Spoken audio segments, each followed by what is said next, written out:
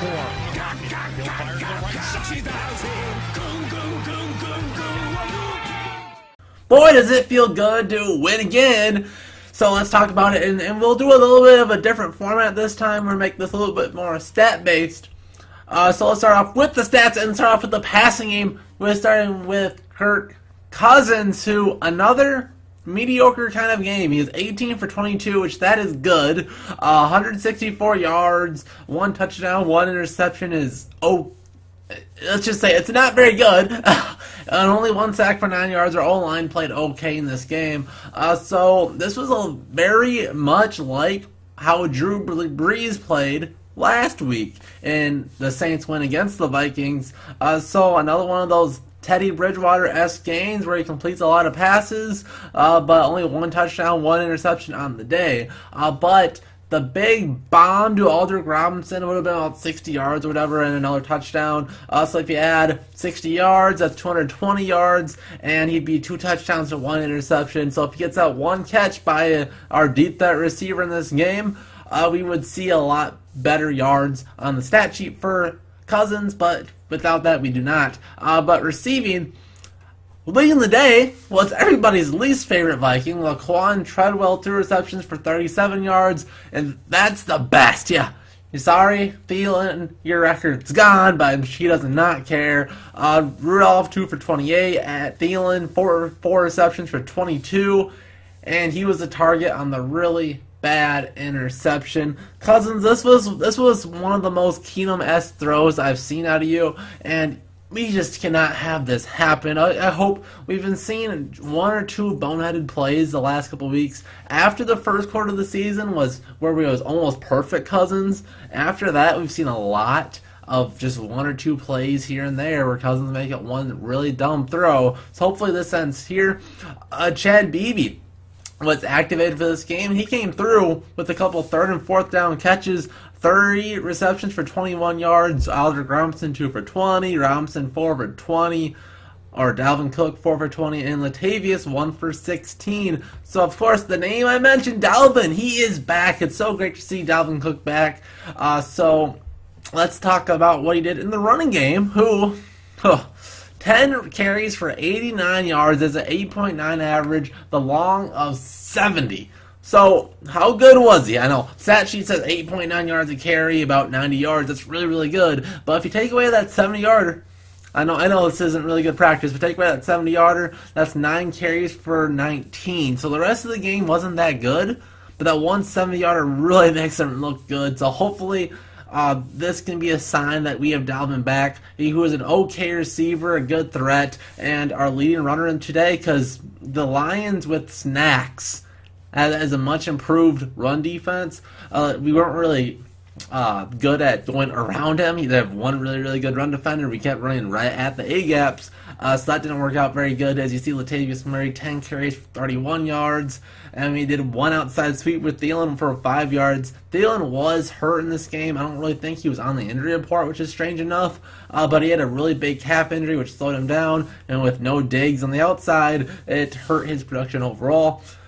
So that's the Vikings on the offense, but let's look at the Lions on offense, and oh my God, Stafford. Oh, what a tough day for him. 25 for 36, 199 yards. We held the Lions under 200 yards. No touchdowns, no interceptions. The big thing, we didn't sack Stafford once, not twice, not 3. Not 4, not 5, not 6, not 7. But 10 times for 55 yards. Let's just make the Lions offense part of the Vikings defense and look at it. The sack numbers across the board highlighted by the best defensive end in the NFL, Danielle Hunter. 3.5 sacks in this game. Tom Johnson got 2.5. Everson Griffin, welcome back. Everson is back. A sack and a half. Shelton Richardson, only a half a sack. Stephen Weatherly got a sack. Up and down for 10 sacks. Our defensive linemen were fantastic. And throw in a sack for Nickelback Mackenzie Alexander. And there's the 10 for the day for the Vikings. But receiving, the Vikings Defensively, no Rhodes was limited. So a lot of Holton Hill, a lot of Trey Waynes, a lot of Mackenzie Alexander, and limited Stafford on the day. So I don't really want to give a ton of credit to the DBs, but a couple of sacks, probably about half, were because of them. So leading the day for the Lions, Marvin Jones, who had 6 catches on 8 targets for 66 yards, which is good, but not completely shut down. But when he usually matches up on Rhodes, a healthy Xavier Rhodes, he gets over 100 yards and a touchdown or 2. So very much improved. Gotta give credit to the DBs and the defensive line across the board. Kenny Galladay, their second-year receiver, 3 catches for 46 yards. Theo Reddick, 7 for 36. So that's basically it. The Vikings defense did good. The Vikings D line helped a lot. But a lot of those were coverage sacks. The DBs in this game, I can't give enough credit for Holton Hill. You barely hear about his name. He's an undrafted rookie. That's a guy that the offenses are going to scheme against. And they can't figure out how to get open on these long passes on Holton Hill, which is a really good sign for the depth of the Vikings. Xavier definitely looks slow. I would have been just fine if he would have sat this game out, because I think he was probably our worst DB in this game. He got beat a few times on little quick moves. Trey Waynes played okay, but he played better last 2 weeks. And Mackenzie Alexander with one of his better games this week as well. So good to see all of our starting DBs playing good.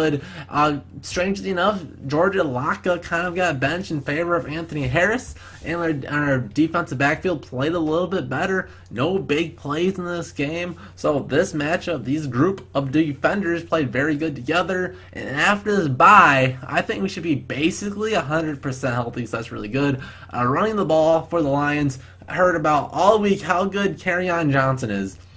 But the Vikings got up early, and the Lions just said, screw it, we ain't running no more. He only got 12 carries on the day. We did shut him down early, 30 for only 37 yards. A 3.1 average is pretty horrible, especially when you consider his long is only 6. He couldn't do anything against the Vikings, but he did have enough carries to really get going.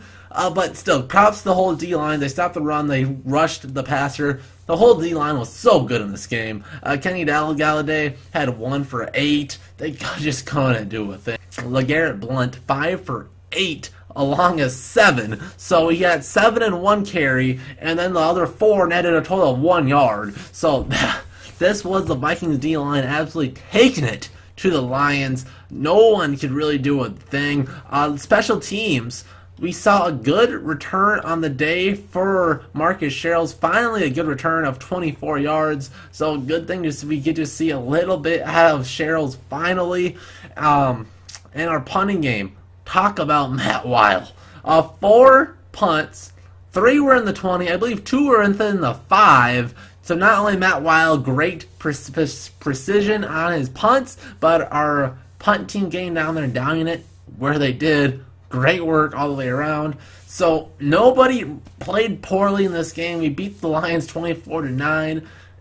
And it didn't really ever feel close by the middle of the third quarter. We just kept pulling away. The Lions couldn't do a thing. Their red zone offense was horrible. The Vikings' red zone defense was phenomenal. Our D-line was so good, looking like an elite top D-line in the NFL. So hopefully we can keep this up. A bye week, then we go to Chicago to take on the first place. Makes me feel sick just saying it. The first place Bears. So let's get the W there, get back to the top of the division, and we'll see you guys in the next Josie Vikings video. And stay tuned. A lot of bye week content coming up. See you guys then.